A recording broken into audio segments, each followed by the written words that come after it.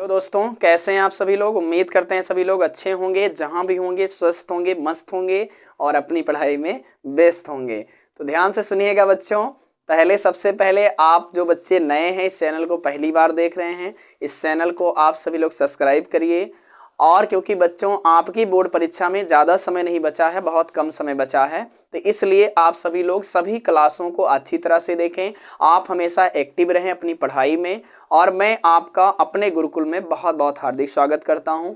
चलिए आज की इसी क्लास को हम लोग शुरुआत करते हैं अपने सामाजिक विज्ञान के भूगोल से। ध्यान से देखिए, इसमें है जलोढ़ मिट्टी की विशेषता और काली मिट्टी की विशेषता। हो सकता है आपको एक ही प्रश्न पूछे कि जलोढ़ मिट्टी की विशेषता लिखिए, यानी जलोढ़ मृदा की विशेषताएं लिखिए, या हो सकता है आपसे ये प्रश्न में पूछ ले कि काली मृदा की विशेषताएं लिखिए। दो में से कोई भी प्रश्न आपसे कहा जा सकता है। तो यहाँ पे तो मैंने दोनों का उत्तर आपको दे दिया है कि जलोढ़ मिट्टी की विशेषता और काली मिट्टी की विशेषता। ध्यान से देखिए, हमने कुछ पॉइंट लिख भी दिया है। ध्यान से देखिए, जो जलोढ़ मिट्टी होती है, हमेशा ध्यान रखेंगे, जलोढ़ मिट्टी जो होती है ये काप के लावा, लावा क्या होता है, जो ज्वालामुखी होता है, ज्वालामुखी से एक लावा की तरह निकलता है ना, आग की तरह लावा, वही तो एक काप के लावा से बनी हुई होती है। कौन सी? जलोढ़ मिट्टी काप के लावा से बनी होती है, लावा से बनी होती है। कौन सी मिट्टी? जलोढ़ मिट्टी। इसमें गेहूं, चावल, गन्ना, आलू, सरसों, मटर इत्यादि, मतलब बहुत सारी फसलों का उत्पादन किया जाता है, इत्यादि फसलों का उत्पादन किया जाता है। किसमें बच्चों? जलोढ़ मिट्टी में। तीसरी चीज, इस मिट्टी में जो अधिकता पाई जाती है, किसमें? जलोढ़ मिट्टी में, वो बच्चों चूना, पोटास, फास्फोरस की अधिकता सबसे ज्यादा पाई जाती है। चूना, पोटास, फास्फोरस पाया जाता है, ये पाया जाता है। अगली चीज देखेंगे, जलोढ़ मिट्टी, तो सबसे ज्यादा आप ध्यान से देखेंगे तो इस मिट्टी का विस्तार भारत में सबसे ज्यादा पाया जाता है। भारत में इसका विस्तार सबसे ज्यादा पाया जाता है, सबसे ज्यादा पाया जाता है। अगर हम बात करें राज्यों की, तो ध्यान से समझेंगे इसके राज्य कहां कहां से हैं। इसका विस्तार कहां कहां बच्चों? पंजाब, उत्तर प्रदेश, बिहार, दिल्ली, हरियाणा, मध्य प्रदेश के भी कुछ हिस्सों में, अपना उत्तर प्रदेश में ही है, झारखंड, छत्तीसगढ़, गुजरात, इन जगहों पर इसका विस्तार पाया जाता है। और छठवां, यह सबसे अधिक उपजाऊ मिट्टी होती है। कौन सी मिट्टी? उपजाऊ मिट्टी होती है। क्लियर है? तो हमने 5-6 पॉइंट को इसकी विशेषता में लिख दिया, किसमें? जलोढ़ मिट्टी का। तो इसलिए अगर पेपर में आता है तो इसको आप लिखते हैं तो आपका गलत नहीं होगा। क्या क्या हमने लिखा? ये काप के लावा से मिट्टी बनी हुई होती है। दूसरा, इसमें गेहूं, चावल, गन्ना, सरसों, मटर इत्यादि चीजों की खेती की जाती है। अगला, इस मिट्टी में चूना, पोटास, फास्फोरस उपलब्ध यानी पाया जाता है। इस चौथा, भारत में इसका विस्तार सबसे ज्यादा है। अगर पूछा जाए भारत में सबसे ज्यादा मिट्टी कौन सी पाई जाती, तो आप कहेंगे सर जलोढ़ मिट्टी। इसका जो विस्तार है वो पंजाब, उत्तर प्रदेश, बिहार, झारखंड, हरियाणा, मध्य प्रदेश, छत्तीसगढ़, झारखंड, इन जगहों पर इसका विस्तार पाया जाता है। और अगला, यह सबसे अधिक उपजाऊ मिट्टी होती है। क्लियर हो गया? अगला देखेंगे काली मिट्टी। तो काली मिट्टी का सबसे पहला पॉइंट हम लिखेंगे, ज्वालामुखी पदार्थों से बनी हुई मिट्टी होती है। किससे बनती है बच्चों? ज्वालामुखी के जो पदार्थ निकलते हैं उससे जो मिलकर बनती है, वो कौन सी मिट्टी?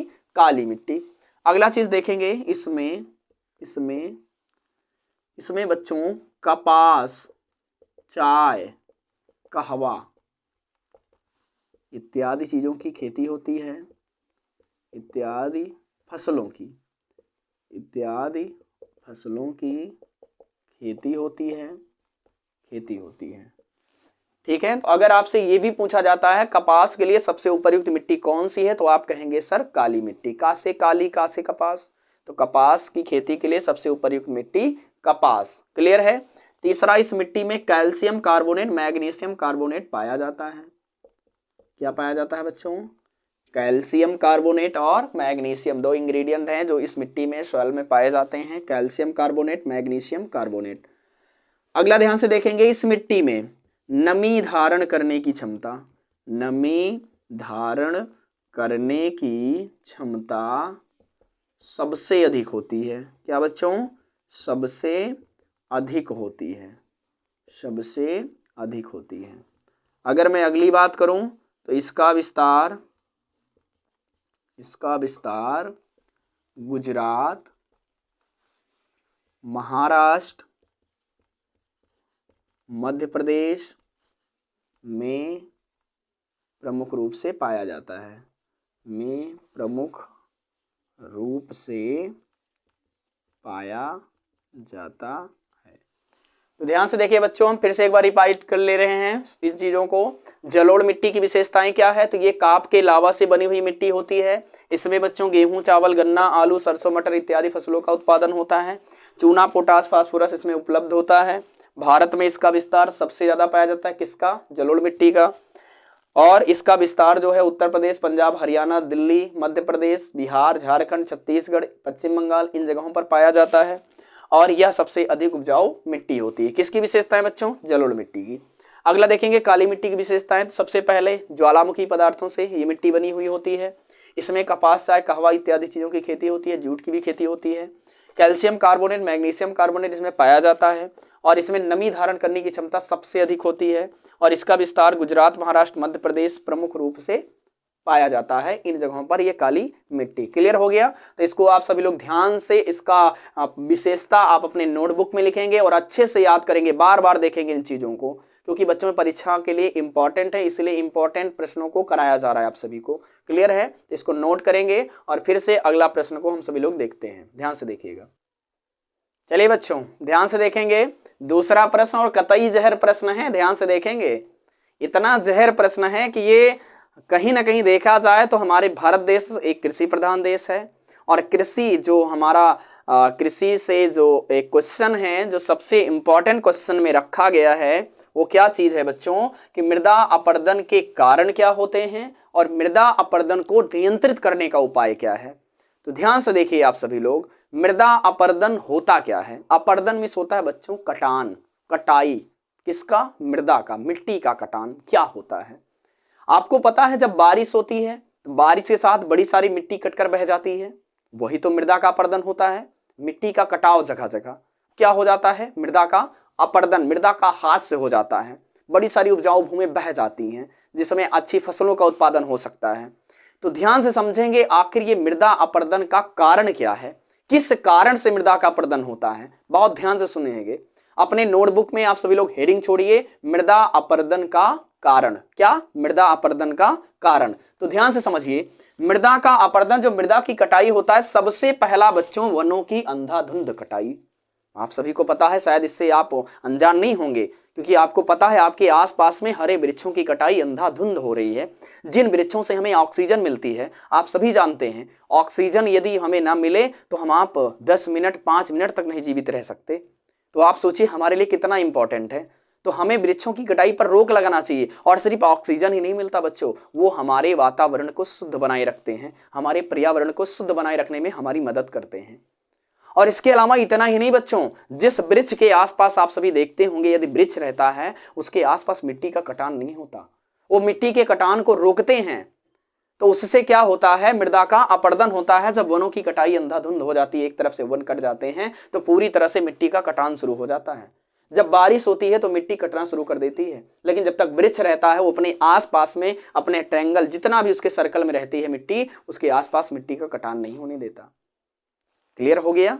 तो सबसे पहला क्या कारण होगा? वनों की अंधाधुंध कटाई। और दूसरा होगा खेती को परती छोड़ना।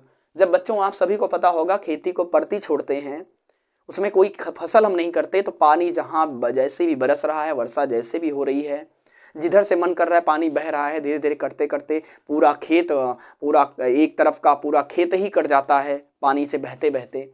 और देखा जाए जब उसमें कोई फसलों का उत्पादन नहीं होता है तो उसमें पशु जो होते हैं, पशु उसमें आना शुरू करते हैं, पशुचारण होना शुरू होता है।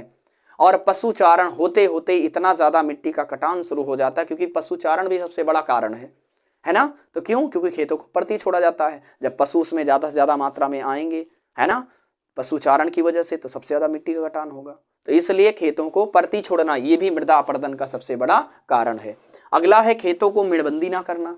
आप सभी को पता है, हमें यदि मेड़ चारों तरफ बांधने चाहिए ताकि बारिश हो, कितना भी बारिश हो, पानी जल्दी से खेत को मेड़ को तोड़कर बह ना पाए, क्योंकि जितना तेज पानी बहेगा जिधर से उधर मिट्टी का कटाव भी होगा। और मेड़बंदी नहीं होगी तो जहां से पाएगा पानी वहीं से बहेगा, जहां से वर्षा होगी उसको रास्ता मिलेगा वहीं से बहेगा, और उससे मिट्टी का कटना शुरू हो जाएगा। तो इसलिए बच्चों, हमें इसका अपरदन रोकने के लिए मेड़बंदी करना बहुत जरूरी है हर फसल में।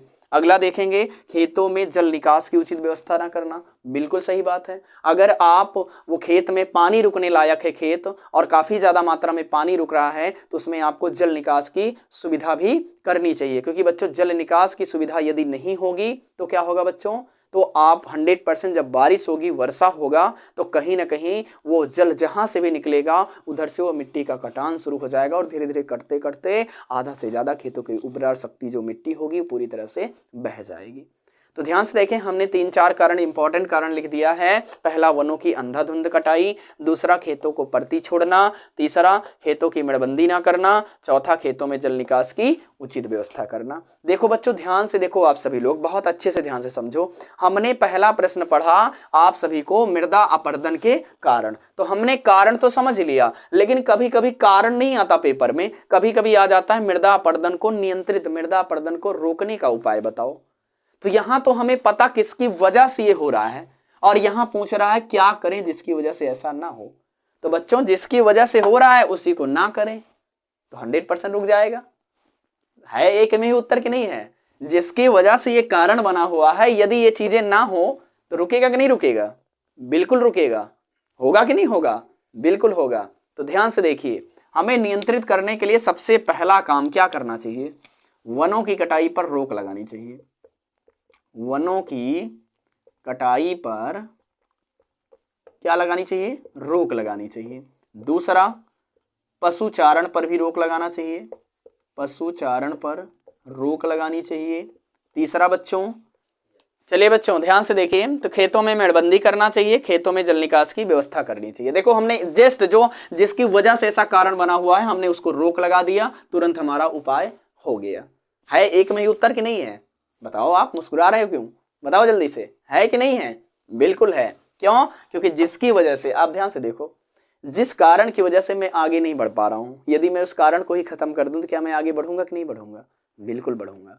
तो वही चीज जिसके कारण से मृदा का अपरदन हो रहा है, यदि मैं उसको ही बंद कर दूं तो पूरी तरह से नियंत्रित हो जाएगा कि नहीं होगा? बिल्कुल हो जाएगा। तो हमने दो चीज को सीखा, क्या? मृदा अपरदन का कारण क्या है, और दूसरा मृदा अपरदन को रोकने का उपाय क्या है, नियंत्रित करने का उपाय क्या है। तो आप सभी लोग अपने नोट्स में लिखेंगे और इसको अच्छे तरीके से अपने दिमाग में बैठा लेंगे, तो बिल्कुल याद रहेगा। तो फिर से मिलते हैं आपको अगली क्लास में, तब तक के लिए bye bye, thank you very much.